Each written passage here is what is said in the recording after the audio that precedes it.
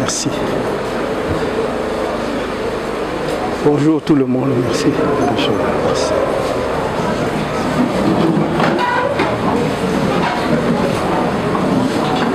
Monsieur le Président national du Mouvement pour la Renaissance du Cameroun, Mesdames et Messieurs les membres du directoire,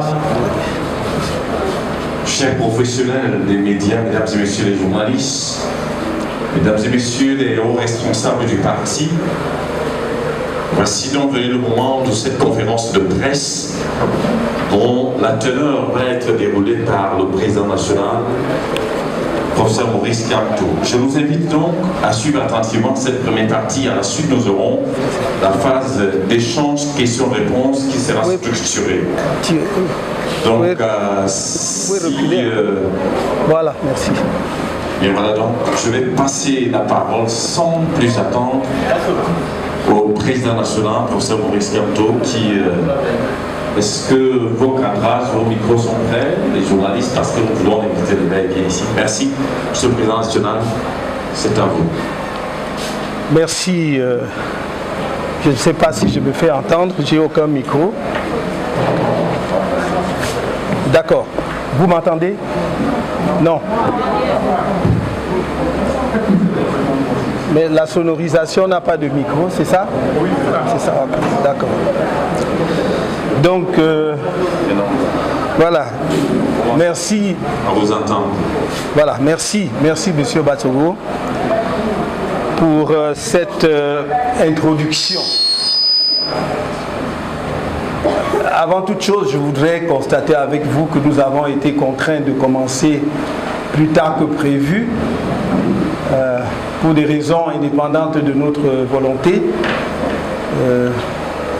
J'ai suivi, comme vous pouvez l'imaginer, par téléphone l'arrivée des uns et des autres. Quand on m'a dit que les journalistes étaient présents, je suis arrivé, mais il ne vous a pas échappé que 5 à 10 minutes après mon arrivée, il y a eu interruption d'électricité et Néo. Cela ne nous surprend guère. Il y a des fois où l'on voudrait bien attribuer ça à Eneo. Mais très souvent aussi, ce n'est pas dû à Eneo. Je sais que les services de police, de gendarmerie, de renseignement de toutes sortes sont plus nombreux dans la salle que les journalistes. Mais ils doivent, ces services, faire leur travail de façon républicaine. Je trouve que ce n'est pas à la hauteur de notre pays que l'on en soit à faire des embuscades, des traquenards et des courses-poursuites entre les services et les partis politiques qui veulent juste exercer des partis politiques dont l'existence est prévue par la Constitution de la République elle-même et qui veulent juste exercer justement leur rôle, leur fonction politique sur notre scène. Mais qu'à cela ne tienne, je voudrais aujourd'hui faire une déclaration formelle devant la presse en raison de la gravité des événements que nous avons depuis un certain temps, depuis un moment, dans notre pays, sur la scène politique camerounaise, sans aucune réaction appropriée de la part des pouvoirs publics. Donc, il s'agit d'une déclaration sur le coup d'État électoral d'Eleka en préparation et de l'alerte sur les exhortations à un coup d'État militaire au Cameroun. À mesure qu'on avance vers l'année 2025, année cruciale s'il en est pour le Cameroun, se déploient des discours et des manœuvres extrêmement préoccupants pour l'avenir, la paix et la stabilité de notre pays. Les scénarios de coup d'État sont exposés en toute tranquillité par le parti au pouvoir, sans que l'on ait l'impression que les autorités de la République, c'est-à-dire celles qui sont en principe en charge de l'intérêt de l'État et du bien commun de tous les Camerounais, en soient préoccupées.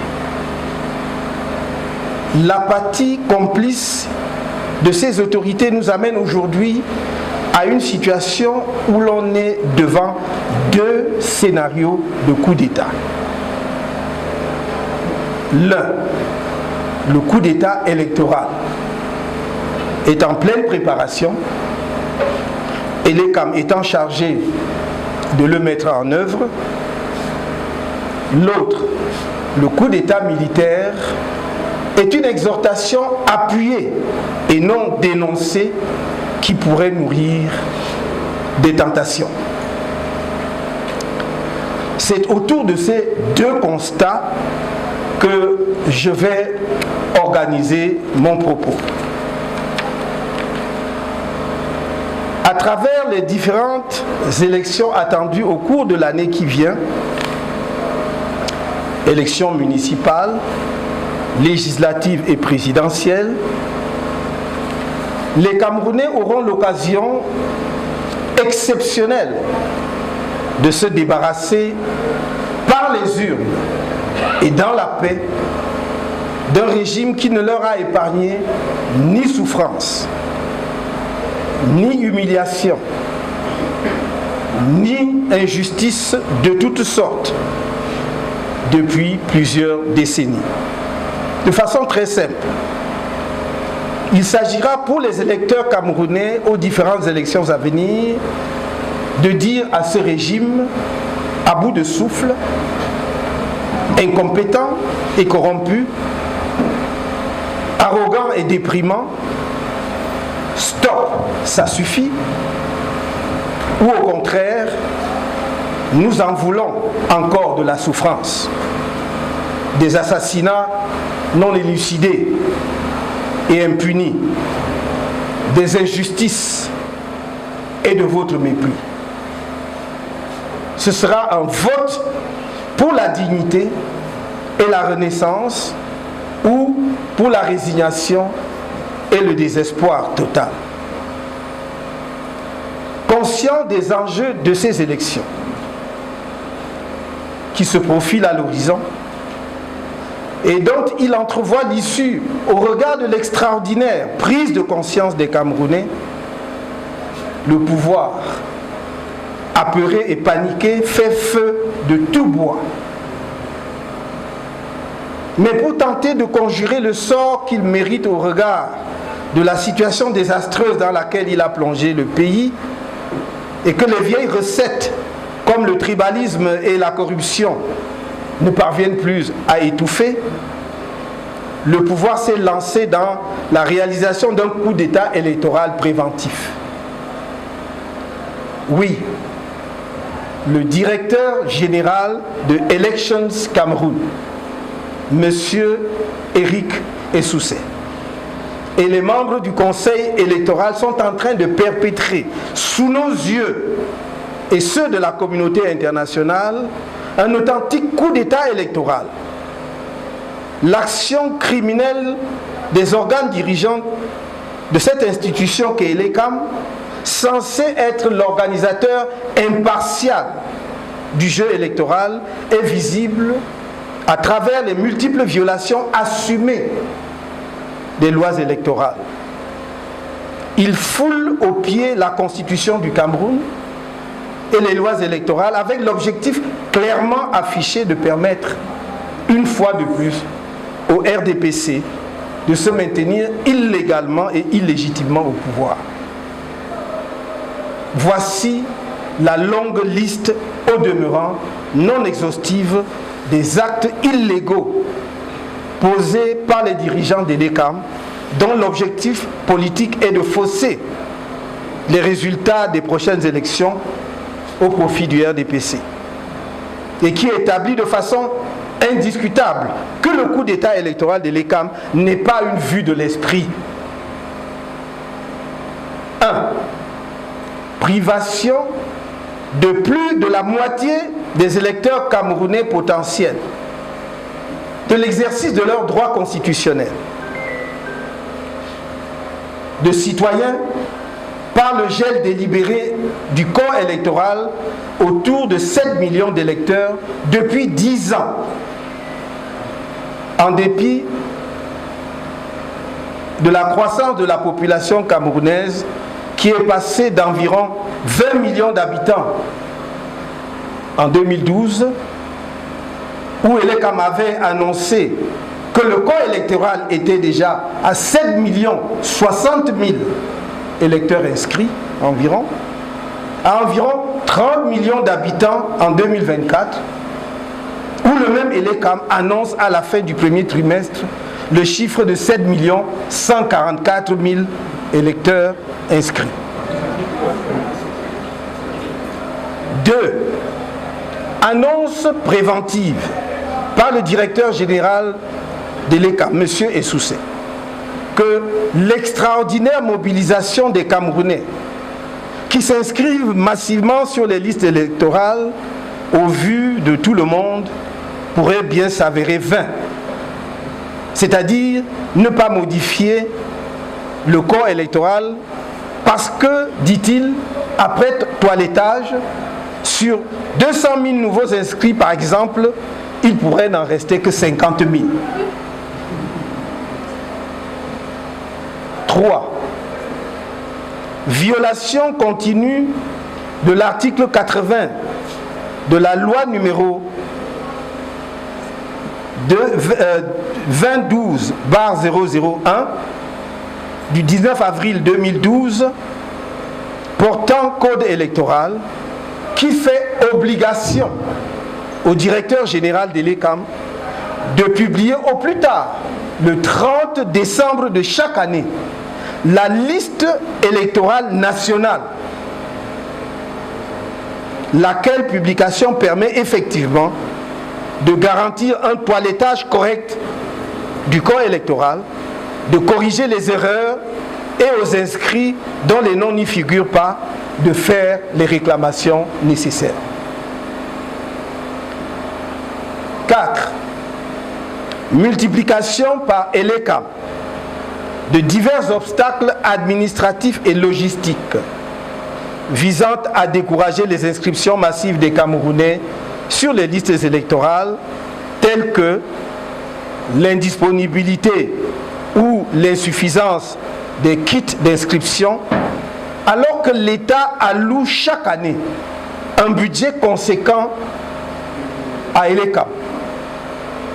Et alors même que le directeur général de l'ECAM annonce depuis plusieurs mois que les kits de nouvelle génération ont été importés et attendent sous douane au port.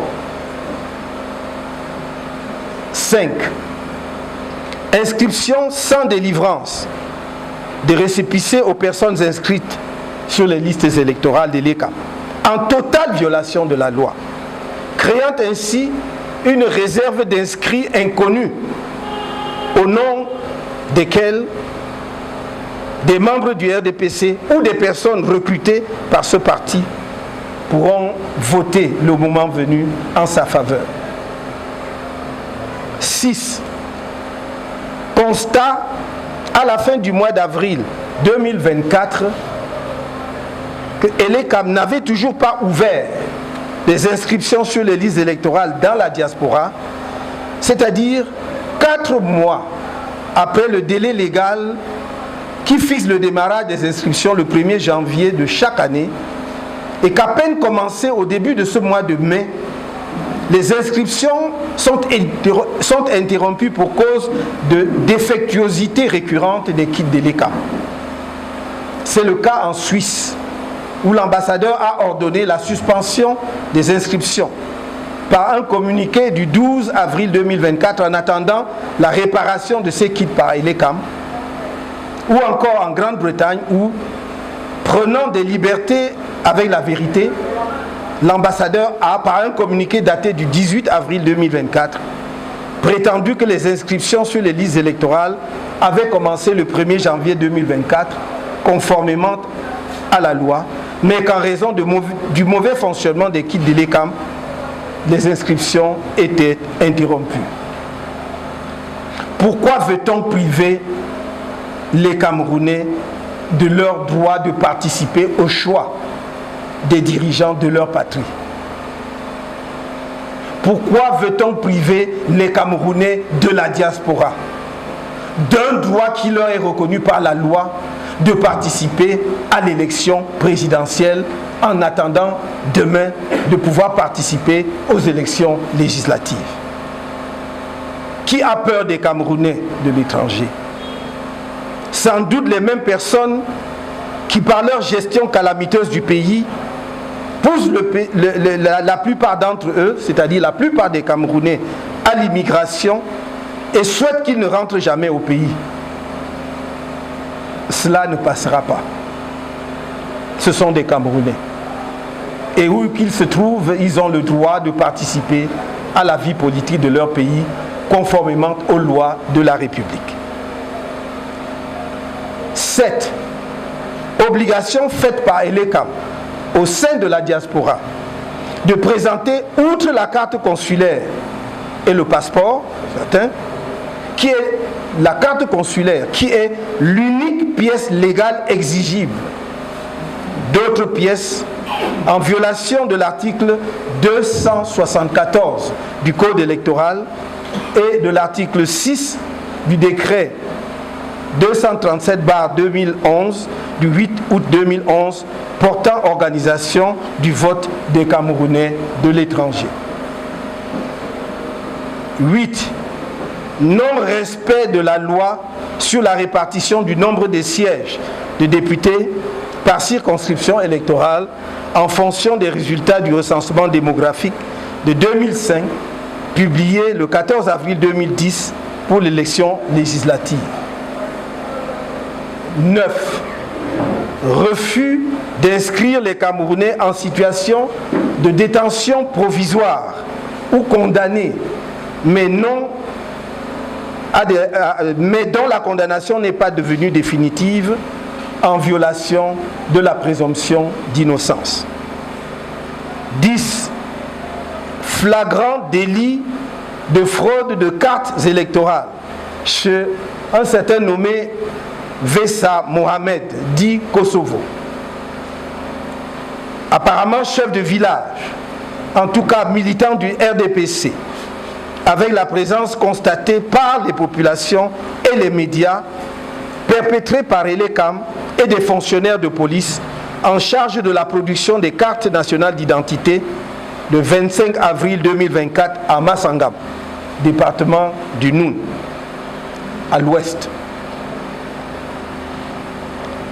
Après que j'ai démontré, chiffres à l'appui, lors de mon message de fin d'année 2022 et à l'occasion de la clôture de la convention de notre parti, les manipulations scandaleuses des chiffres sur les inscriptions au profit du RDPC, immédiatement et comme par enchantement, le nombre des inscrits publiés le 27 mars 2024 par Elecam sur la période allant de janvier à mars 2024 a fait un bond spectaculaire. Sauf que ce bond magique, loin de laver Elecam des accusations de collusion avec le régime RDPC dans le complot contre la démocratie électorale, l'a plutôt définitivement discrédité.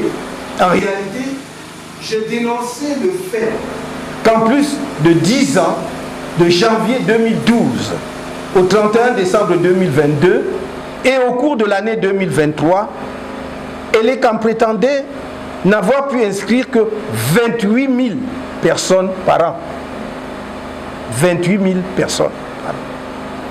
Sans doute, blessés dans leur orgueil, ces dirigeants ont-ils décidé de porter les inscriptions entre janvier et mars à environ 50 000 nouveaux inscrits par mois. Ce chiffre est toujours largement en dessous de la réalité, au regard de la grande mobilisation populaire pour les inscriptions sur les listes électorales que tout observateur objectif peut attester à travers le pays, au moins depuis le mois de janvier de cette année. Tenez,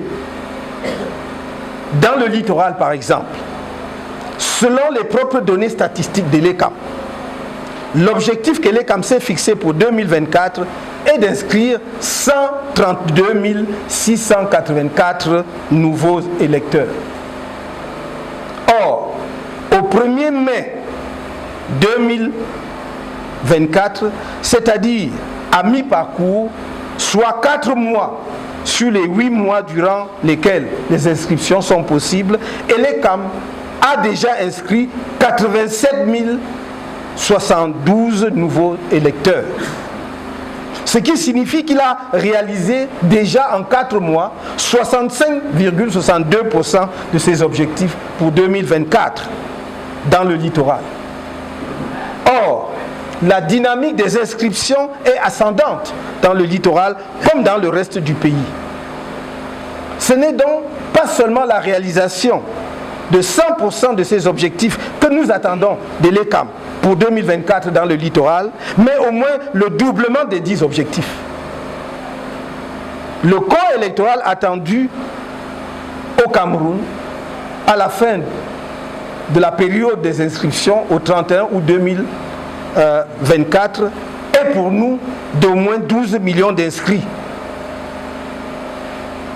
Au-delà de la manipulation du nombre des Camerounais inscrits sur les listes et du refus de publier la liste nationale des électeurs telle que prescrite par la loi, l'ECAM agit dans son complot contre notre nation en parfaite complicité avec le RDPC, le gouvernement de la République et quelques acteurs politiques.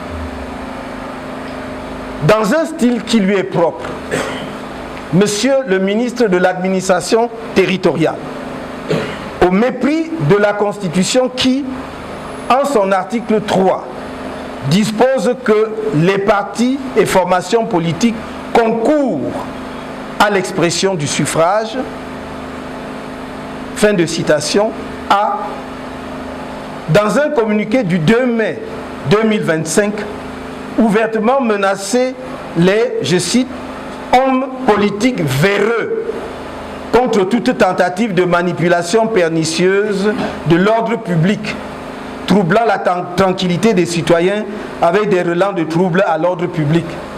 Fin de citation. Il a ensuite révélé avoir instruit aux autorités administratives de ne plus tolérer les inscriptions faites, je cite, par certains politiciens en quête de notoriété. Fin de citation. Au terme de l'article 4, alinéa 1 de la loi numéro 2012/001 du 19 avril 2012 portant code électoral, je cite, Elections Cameroun est un organisme indépendant chargé de l'organisation, de la gestion et de la supervision de l'ensemble du processus électoral et référendaire. Fin de citation.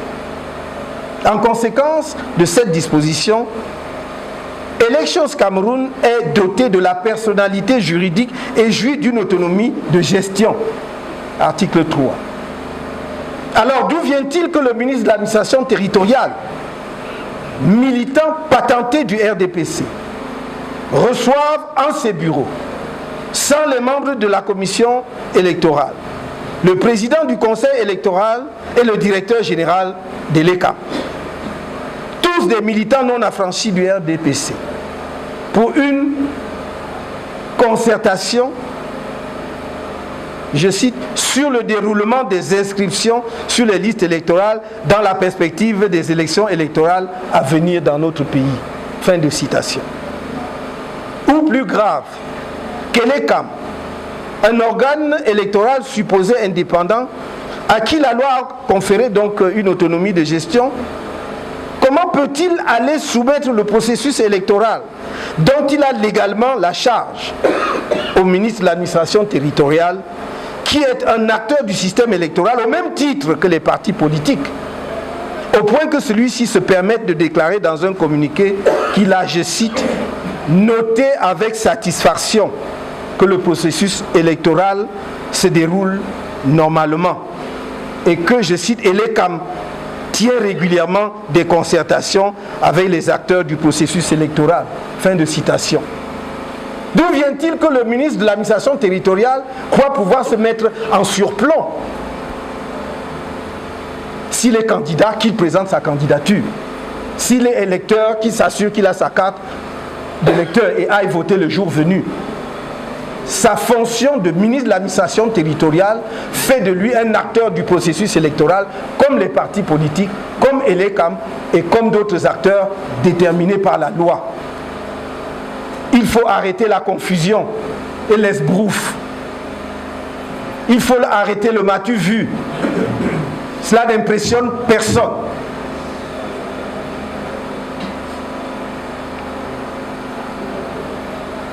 Nous sommes là en face d'une grave violation supplémentaire des lois électorales que M. Eric Essoussé, directeur général, et M.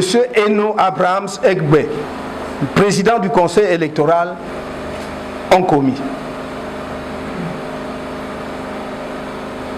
Alors que la loi garantit l'indépendance de l'ECAM, afin de le mettre à l'abri des soupçons, ce sont curieusement ses principaux dirigeants qui organisent sa soumission et son inféodation au pouvoir RDPC.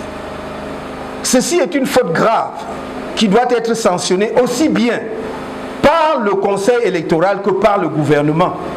Le directeur général et le président du conseil électoral ont trahi leur serment.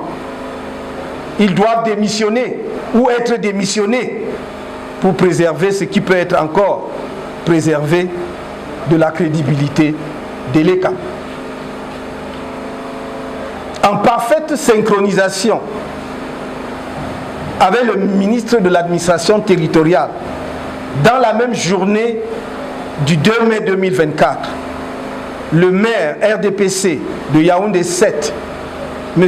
Augustin Tamba, a contraint par des menaces et la violence le personnel de l'ECAM, des Camerounais venus s'inscrire sur les listes électorales dans sa commune et les bénévoles du MRC qui invitaient les populations à se faire enregistrer, à décamper.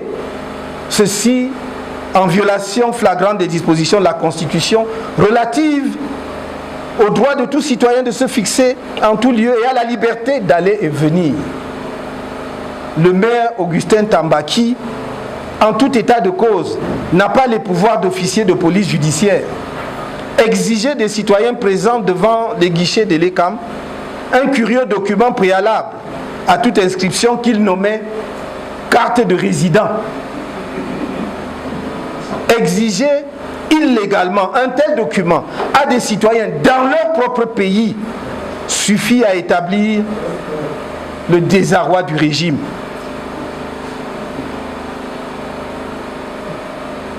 Et ces dérives tribalistes qui avaient atteint un point d'orgue en 2018 et dont le pays souffre encore des relents. Jusqu'où allons-nous continuer de vivre et de supporter ces dérives inacceptables? Dans le sillage de l'ECAM, du gouvernement et du RDPC,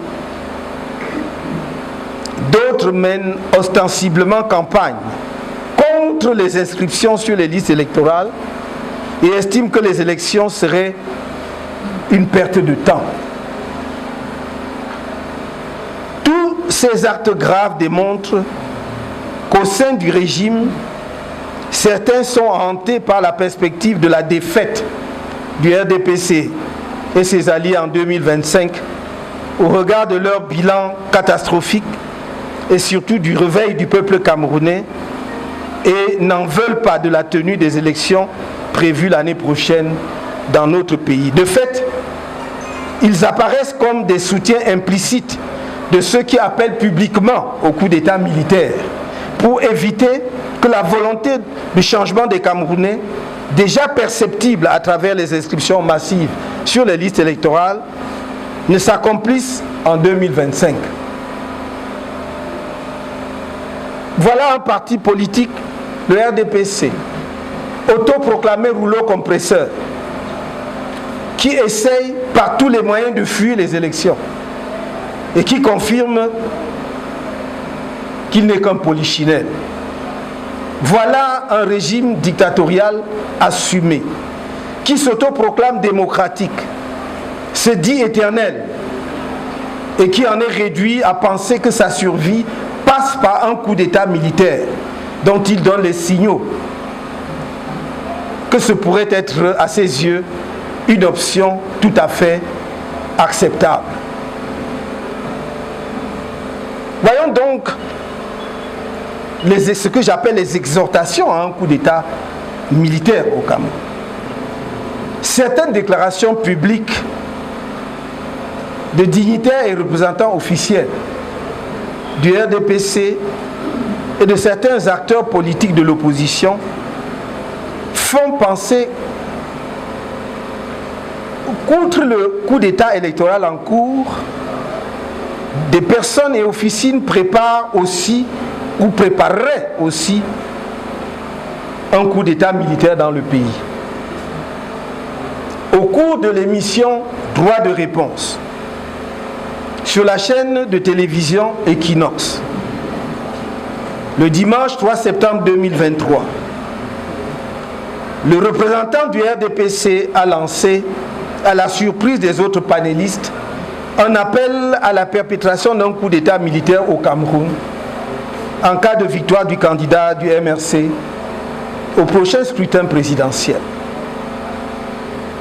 Le 4 septembre 2023, un jour après cette grave sortie publique, un autre responsable de la communication officielle du RDPC a publié des propos similaires sur sa page Facebook.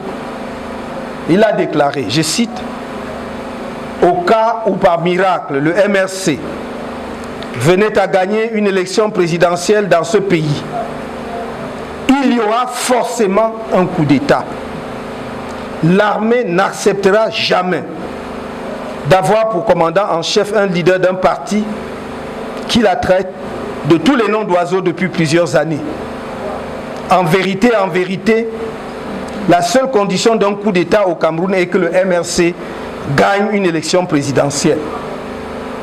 L'armée n'acceptera jamais de se soumettre à un parti qu'il a régulièrement traité de milice Boulou, milice du tyran soldatesque de Biya. » Fin de citation. Le 5 septembre, ce même communicant officiel du RDPC publiait le message ci-après sur sa page Facebook. Je cite, « L'UPC, le PCRN, l'AFP et autres n'ont jamais insulté l'armée de ce pays. Si l'un de ces partis gagne l'élection présidentielle un jour, l'armée se mettra au service de son leader. Par contre, si c'est le MRC ou un parti ayant investi le président du MRC qui gagne, il y aura automatiquement un coup d'État.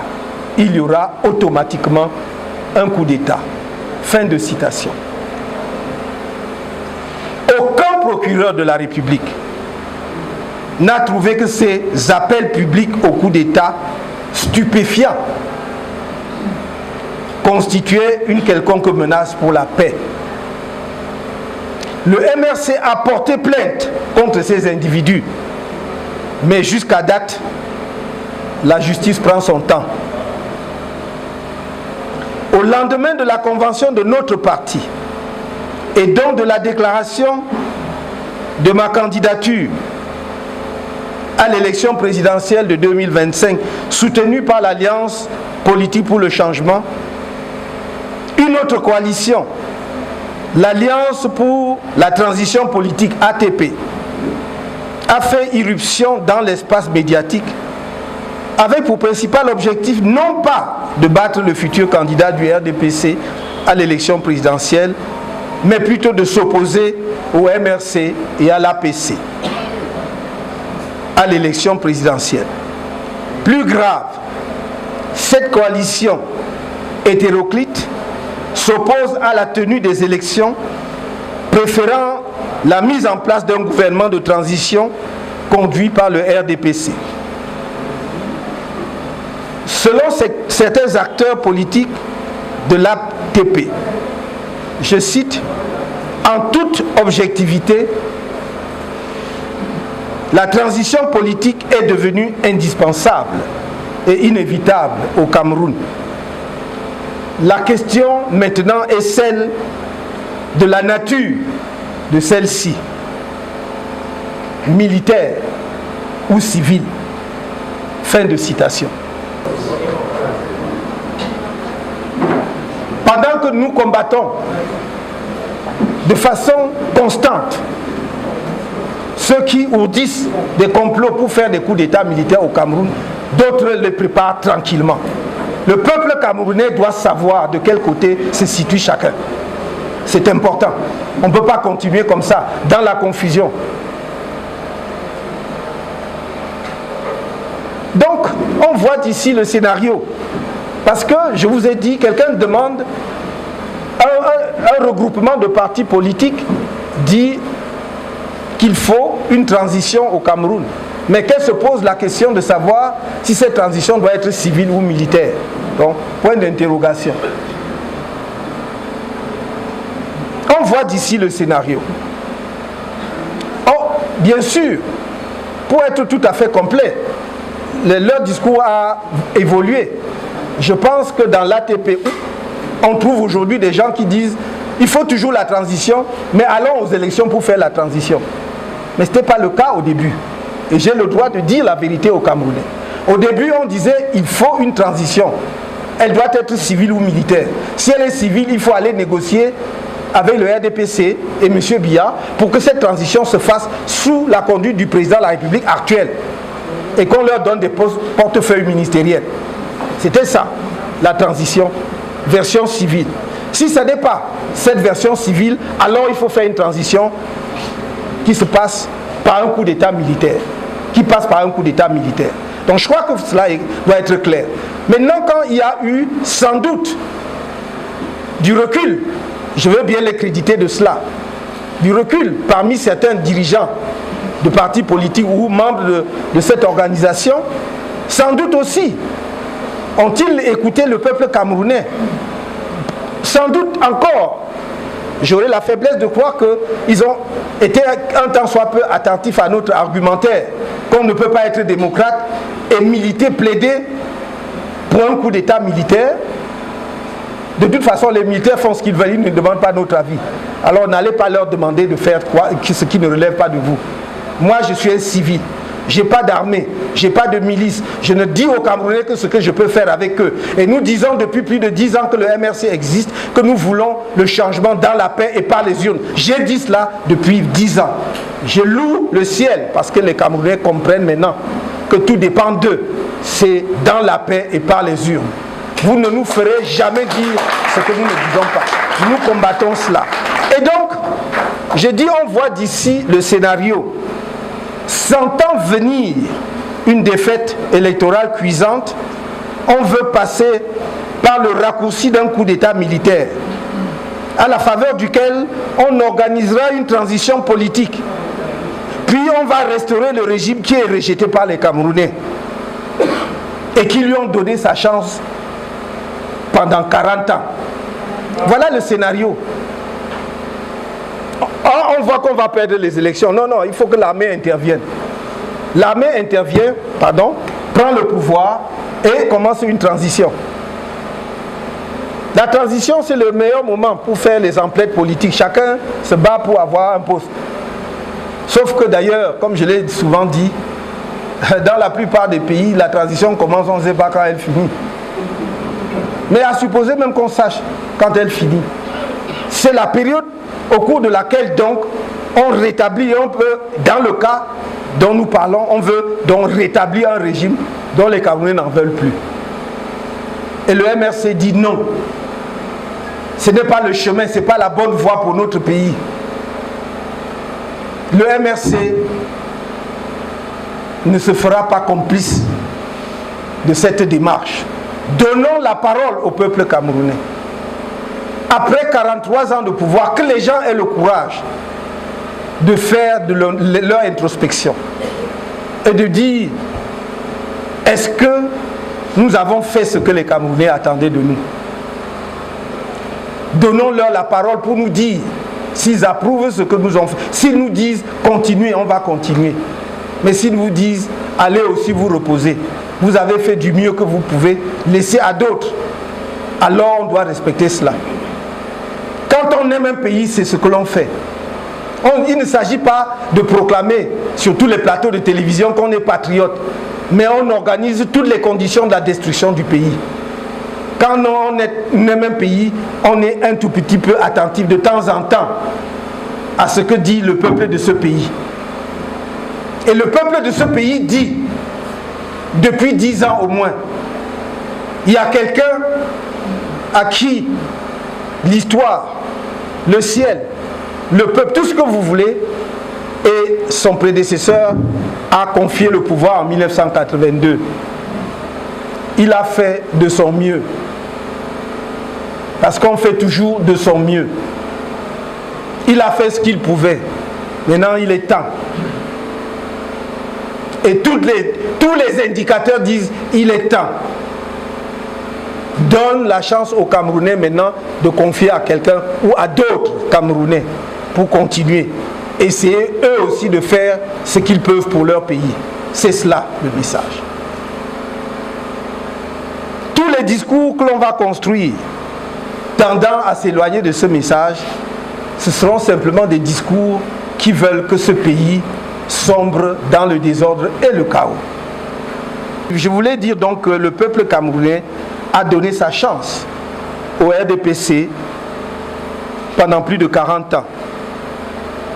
Et si, par ce manège de coup d'État militaire qui va restaurer le régime dont ne veulent pas les Camerounais, arriver pour le plus grand malheur de ce pays, cela veut dire simplement que ce régime et ceux qui ont enfoncé le pays et tous ceux qu'ils ont générés nous feraient repartir le pays dans la même direction pour les 50 prochaines années.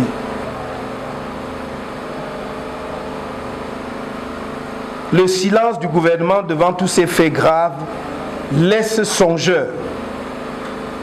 Lui qui est si prompt à réprimer violemment les menaces imaginaires à l'ordre public et à la sécurité de l'État, arbitrairement imputés aux dirigeants et militants du MRC, et même de les faire condamner à de lourdes peines de prison. Pas un seul mot de désapprobation, pas un seul mot du RDPC pour se distancier de ceux qui ont pu tenir de tels propos. Je mets solennellement en garde ceux-là qui, réalisant que la rupture politique avec le peuple camerounais est consommée, seraient en train de fomenter ce coup d'État militaire, qu'ils écriraient un très mauvais scénario. Ce serait un mauvais scénario dont les auteurs ne connaissent pas bien l'histoire profonde du Cameroun, dont les auteurs ne prennent pas en compte l'état actuel du pays ainsi que le monde qui nous entoure.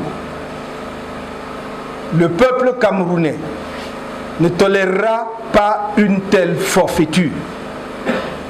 Il faut être un rêveur stupide ou d'une arrogance aveugle pour croire qu'on pourrait ouvrir la boîte de Pandore au Cameroun et que rien n'en sortirait.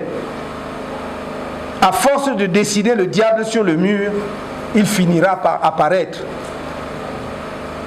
Que ceux qui croient qu'ils peuvent craquer une allumette dans une usine à gaz et en sortir vivant se détrompent. on mourra tous dans cette usine à gaz.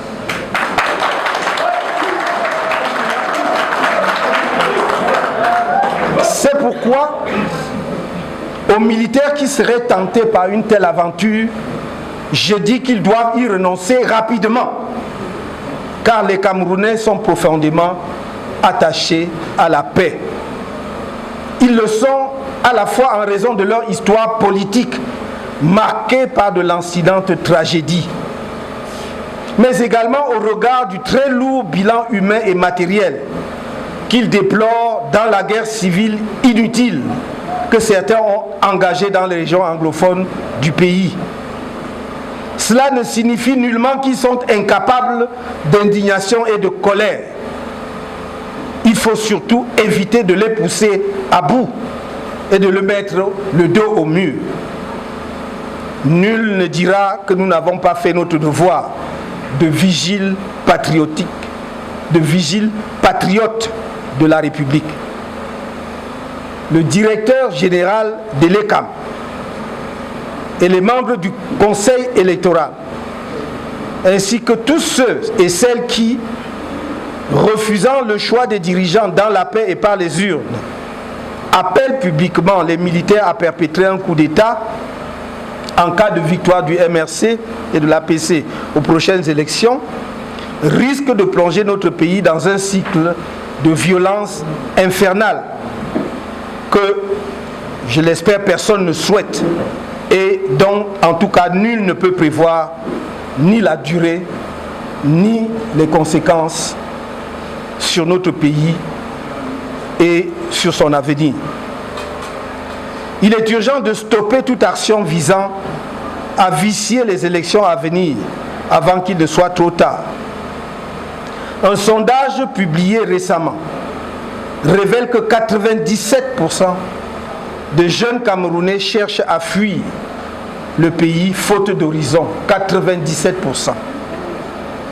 De plus, l'Institut national de la statistique vient de révéler que 10 millions de Camerounais vivent avec moins de 1000 francs CFA par jour et que seulement 58% des ménages ont l'électricité et en grande partie dans la zone urbaine. L'insolvabilité de l'État orchestrée par les pillards de la fortune publique a ruiné de nombreux petits entrepreneurs, voire de grandes sociétés.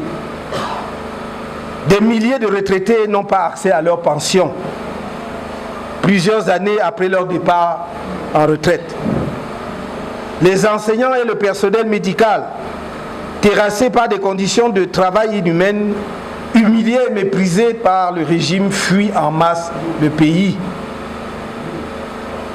au point où on cherche à les en empêcher, en prescrivant qu'on retire leurs papiers dans les aéroports. La vie chère fait rage dans les ménages au pouvoir d'achat totalement érodé.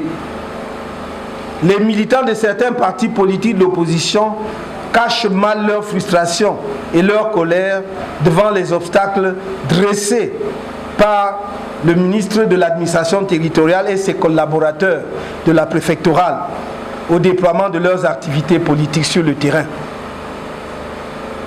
Qu'attend-on des Camerounais? Que veut-on des Camerounais? Qu'attend-on des partis politiques? Qu'espère-t-on des partis politiques dits de l'opposition? Si l'on veut un parti unique au Cameroun, il faut le dire. Et le RDPC peut le faire d'autant plus facilement qu'il a une majorité écrasante à l'Assemblée nationale. Il suffit de passer une loi. Mais si vous dites qu'il existe une pluralité de partis politiques au Cameroun, et cela en vertu de notre constitution, il faut les laisser déployer leurs activités sur le terrain. Ainsi, les sous-préfets compétents ont, sur instruction de la hiérarchie, interdit l'organisation par le MRC des cérémonies d'installation des responsables des bureaux élus de notre parti dans la région du Sud et plus récemment dans la région de l'extrême Nord, au motif qu'il y aurait dans ce dernier cas un risque d'affrontement. Mais d'affrontement de qui et avec qui?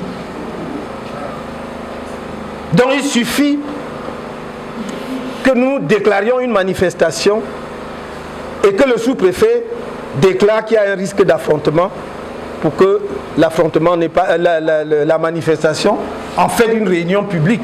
Parce que quand on parle de manifestation, c'est comme si c'était une marche pour que la réunion publique n'ait pas lieu. Il suffit qu'une élite RDPC du coin dit si le MRC arrive ici, nos militants sont fâchés, ils vont aller perturber pour qu'on dise que votre manifestation n'aura pas lieu. Ce n'est pas ce que dit la loi camerounaise. Et ce n'est pas comme cela que cela marche. Parce que si c'est le cas, alors nous aussi nous sommes en mesure, nous sommes capables de perturber tous les meetings du RDPC. Il faut que l'administration le sache. Et ceux qui veulent que le pays s'embrase en porteront l'entière responsabilité. Ils ne sont pas plus camerounais que d'autres. Nous ne sommes pas un peuple couché. Nous ne sommes pas des dirigeants à plat ventre. Nous sommes des hommes et des femmes responsables, respectueux des institutions de la République, lesquelles doivent nous respecter, non seulement comme citoyens, mais comme responsables de formation et partis politiques prévus par la Constitution pour accompagner les élections dans notre pays. Nous ne demandons rien. Nous ne demandons aucune faveur. Nous demandons le respect et l'application stricte des lois de la République.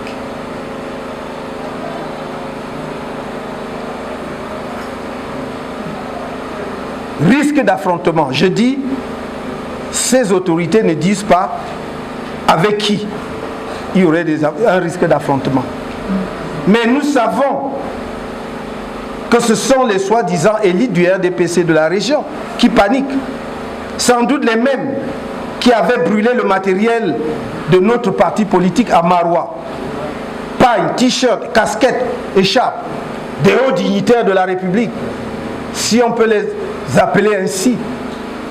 Car il s'agissait pas moins que le président de l'Assemblée nationale, l'actuel ministre de la Santé, le défunt ministre chargé des relations avec le monde islamique et leurs comparses militants du RDPC. Aujourd'hui, ils ne veulent pas que nous organisions un meeting dans notre propre pays. Qui leur a dit que l'extrême nord leur appartenait?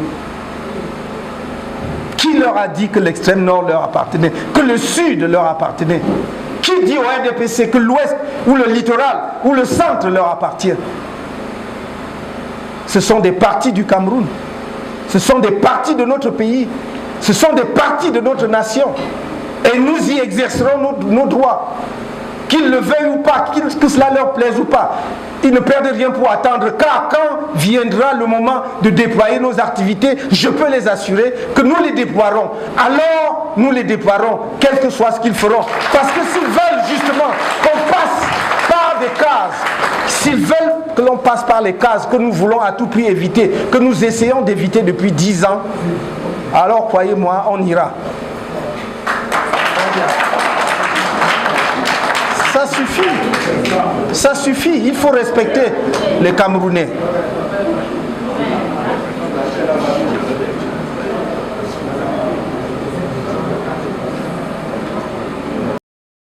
Et je puis dire à ces élites, entre guillemets, ces élites, on les appelle du RDPC,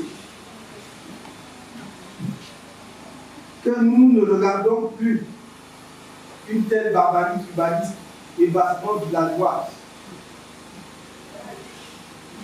Nous ne regarderons plus, je le dis et je le répète, une telle barbarie tribaliste et vastement villageoise se reproduire sans réaction. Et qu'il n'en doute pas une seule seconde. Qu'il n'en doute pas une seule seconde. Qu'il n'en doute pas une seule seconde. Vient un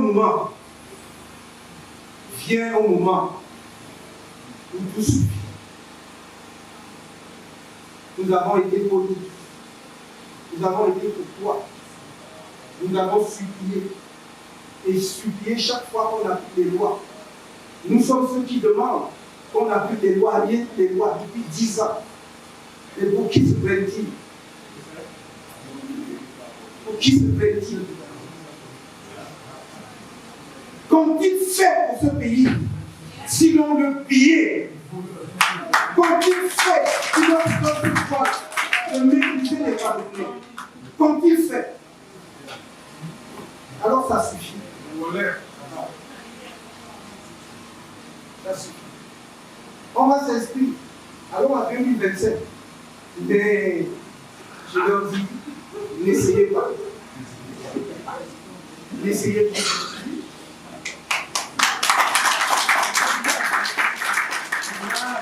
Je vous le dis, la police, tout ça, la répercuter, ouvrez les téléphones qui suivent en direct, qu'ils n'essayent pas de faire ça.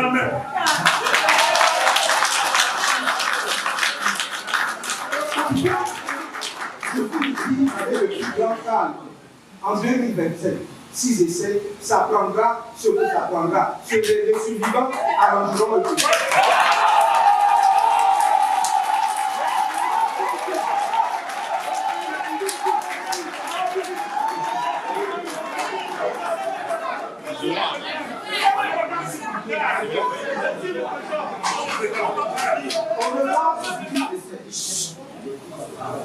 Au regard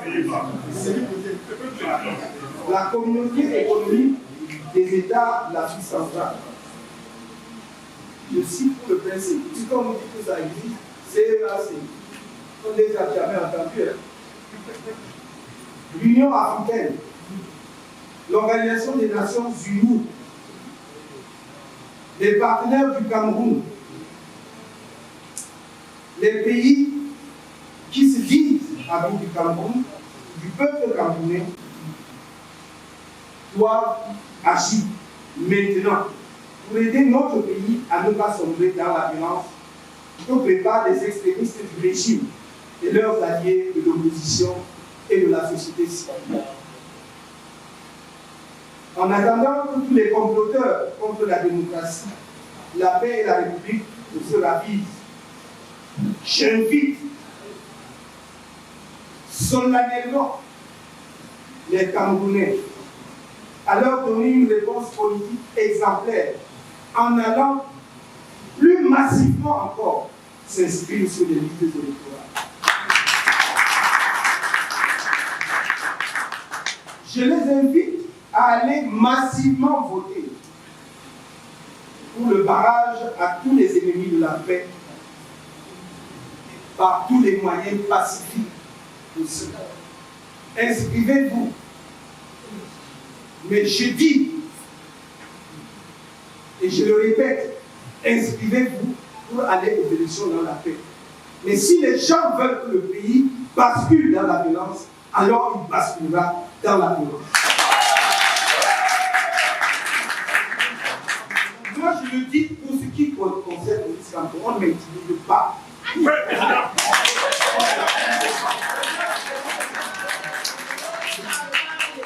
Je suis passé par tous les phases, y compris ce que aucun d'eux ne se sent dans ma vie. Ce n'est pas les mêmes mois, c'est bien. Non. Et j'ai lutte pour que mon pays soit debout. Alors, si le sacrifice ultime devait être le couronnement de cette lutte, en ce qui me concerne, je suis prêt. Donc, je dis cela. Non, je dis cela pour que les gens ne perdent pas leur temps dans les officines à vouloir m'intimider. Ce n'est pas la peine. Ce n'est pas la peine. Si vous ne voulez pas d'élection, si vous ne voulez pas que ça se passe dans la paix et pas des yeux, vous pouvez arracher, prendre ma vie, il n'y a aucun problème. Il n'y a pas de problème. Donc, ne cherchez pas à interpréter mon propos. Quand il dit comme ça, il voulait dire quoi? J'ai dit que, voilà, on a tout. Voilà, on a tout essayé. Maintenant, on arrive au bout. Ça fait 12 ans qu'on dit, faisons comme ça, dans la paix, vraiment. Nous voyons le vote électoral consensuel, inscrivons, faisons, ça nous donne rien. On va le faire danser sur votre musique. On va danser sur votre musique. Est-ce que vous avez compris? On va danser sur leur musique. Mettez cette musique là, on va la danser.